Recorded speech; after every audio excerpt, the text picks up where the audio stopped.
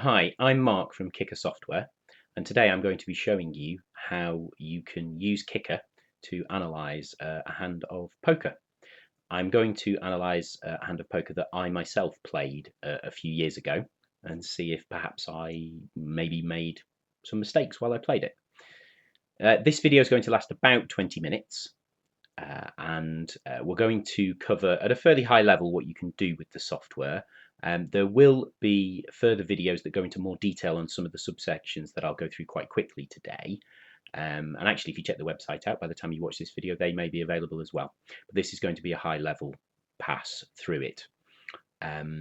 Just to be clear as well, this video isn't really about trying to teach you how to play poker, or really about the decisions that I took either 3 years ago or the decisions I might take today using the software. It's more about showing what the software can do.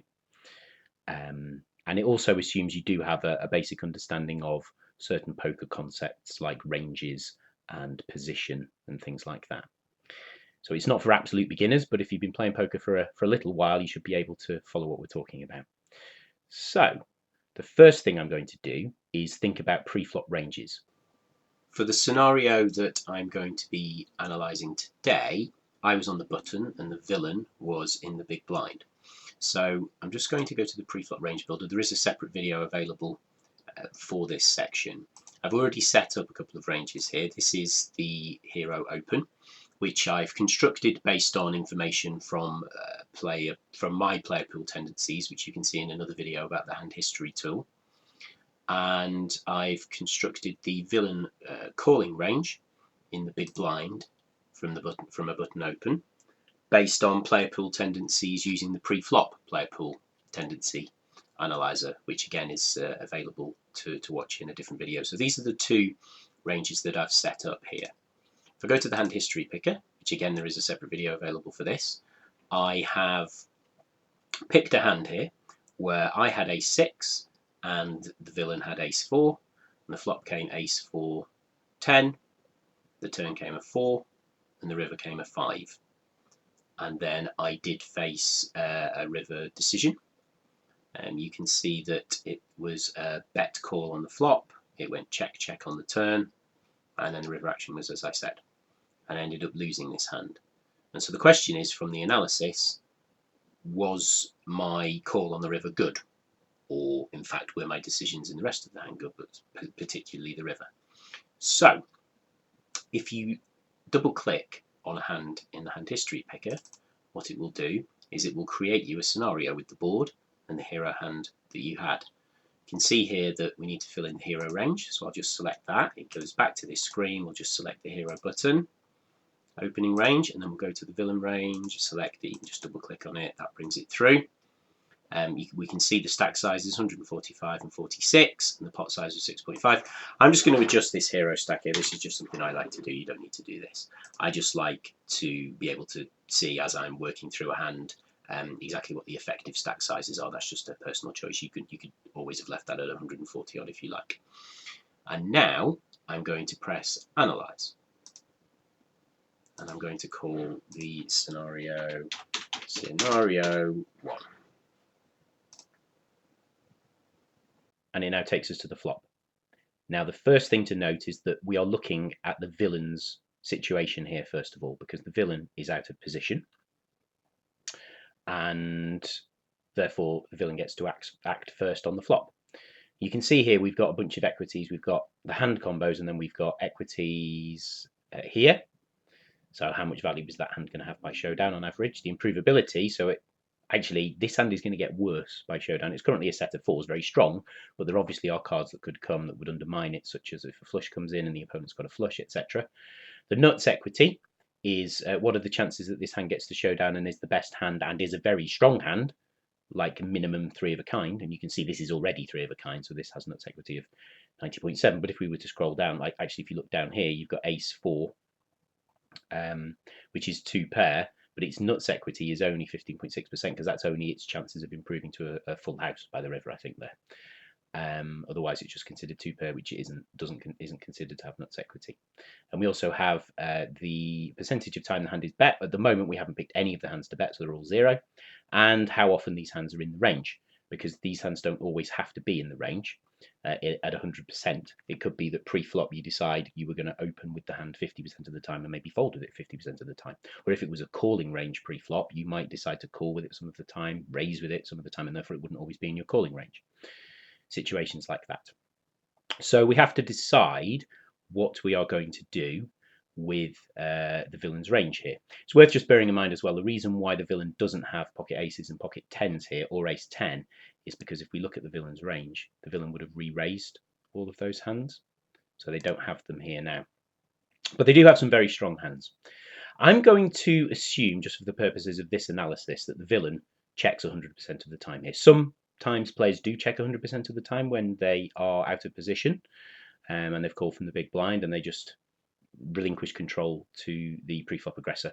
So I'm going to say that the villain just checks their entire range. So I click check.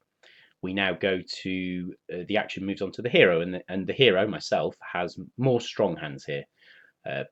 Lots of sets, 2-pair combos, and we can see that the hero bet 3 big blinds. So I think the first thing we're going to do is we're going to pick the hands that the hero would have bet here.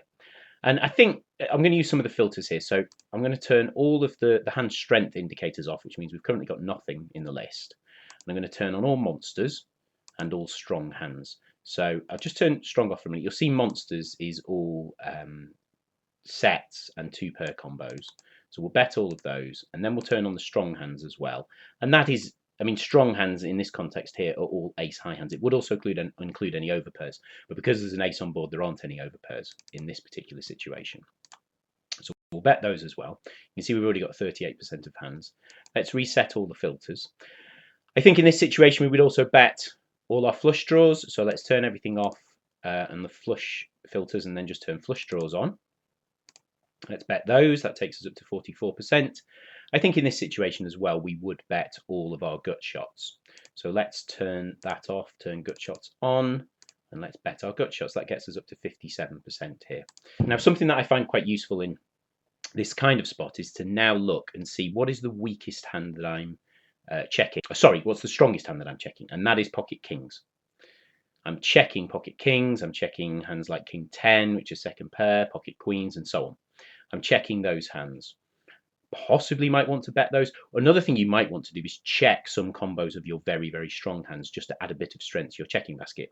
For the purposes of this demo, I'm not going to do that. And just to reiterate what I said at the start, the purpose of this demo is not to tell you the best way to analyze your hands or the best way to play your hands. It's just showing how the software can help you make these decisions by giving you things like equities and filters and also player pool information. Another thing that I might do here, if I was analyzing this hand, is I would have a look and I would see, okay, I'm going to sort by reverse equity, and I'm just going to pick a bunch of hands down here that are quite weak, like very weak, don't really have much equity, maybe have a little bit of improvability, but don't have much nuts equity, just because they just don't have much showdown value, just to pad out my betting range. So I pop them in, that takes it up to 68%. You can see here that 35% of all my combos are in my checking range and 65% are in my betting range. And you can see that the equity strength of my betting range is 68%, and my equity strength of my checking range is 56%. There's not a massive disparity between those two. So I have left some strength in my checking range, and I've got some weakness in my betting range. You can actually have a look at what these ranges look like as well by clicking on that bar. You can see, obviously I've only got partial combos in here because some of them are not bet all of the time, and some of them don't have as many combos because of what's already on the board. And you can see the same for this here with the green background. What's also worth looking at here are the equity distributions.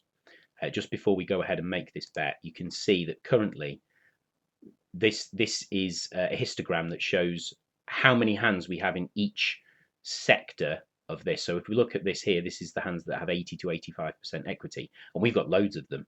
We've got 65 of these. That's 17% of our entire range. 12% of our entire range has even more, and 5% has even more still, you can see. Whereas the villain has quite a lot of hands that just don't have as much equity as the hero's hands here. We can also have a look at nuts equity too, which shows us how many nutted hands we've got.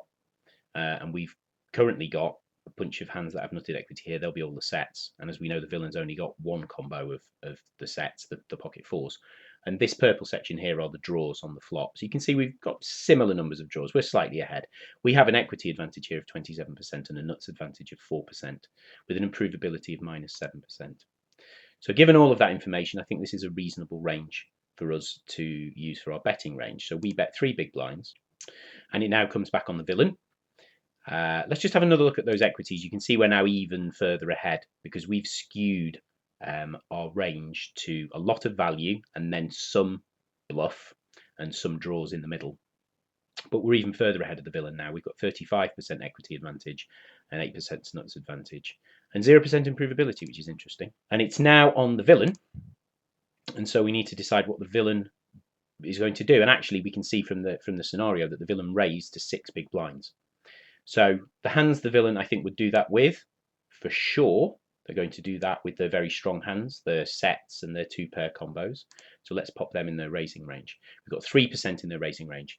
Now, one thing that's worth bearing in mind is that the villain is going to raise a certain percentage of their hands, but at the moment we're not really clear what percentage of the combos that the villain has they're going to re-raise with. However, we have this tool here, which is the player pool tendencies for the flop.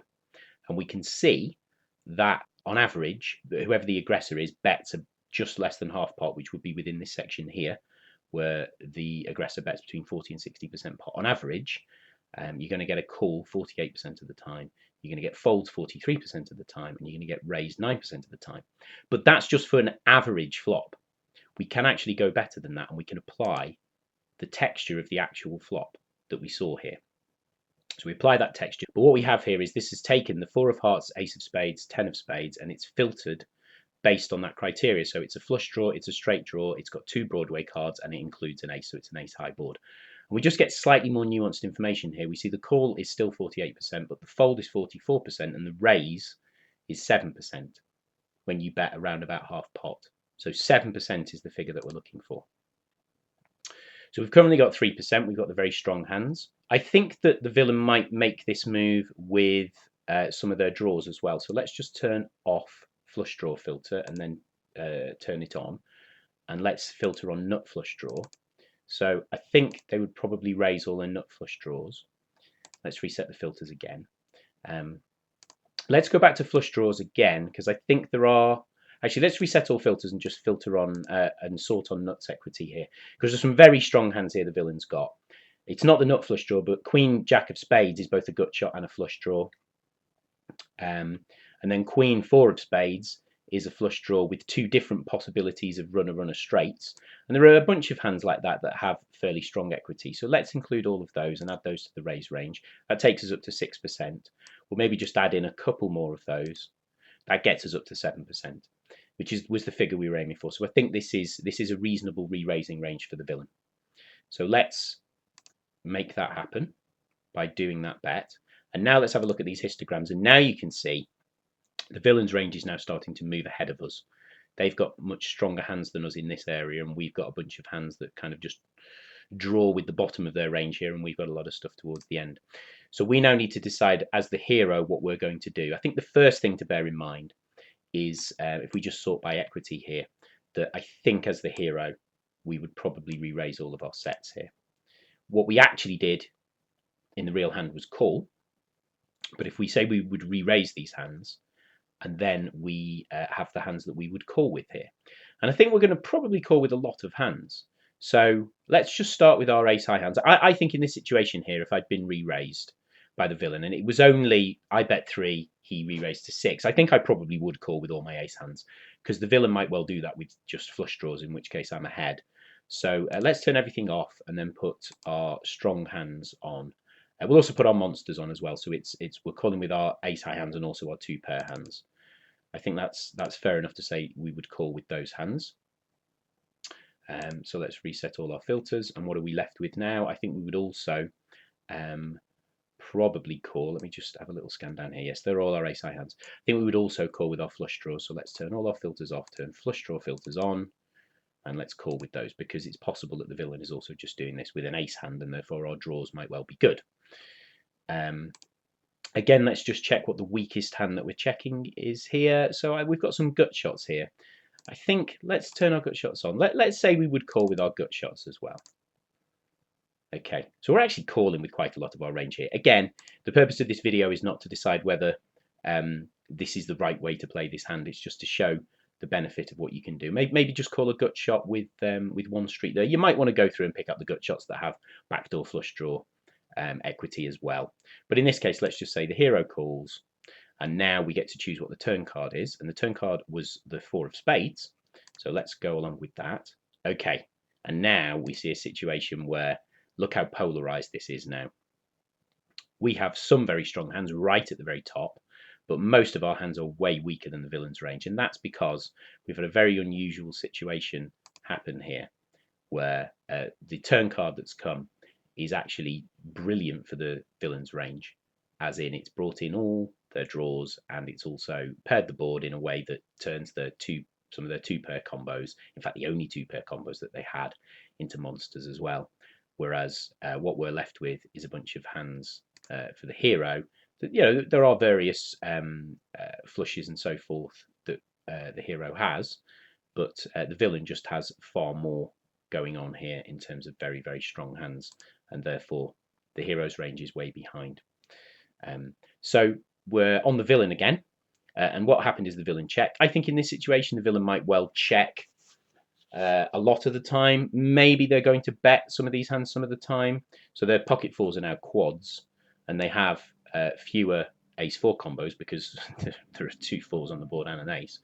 But let's say with these hands here that they might decide to bet those hands, let's say 50% of the time, which you can do with this. You can come in and say, I'm going to bet them 50% of the time. They might also bet some of their draws. So let's turn all the filters off, turn the flush draw filter on. So now they've got all of these made flushes, and let's say that they're going to bet those made flushes 50% of the time as well. So half the time they're going to bet their entire range, and half the time they're going to check their entire range. So if we say check, that means they take half of those combos forward. We're now on the hero, and I think the hero is going to probably bet their full house combos some of the time.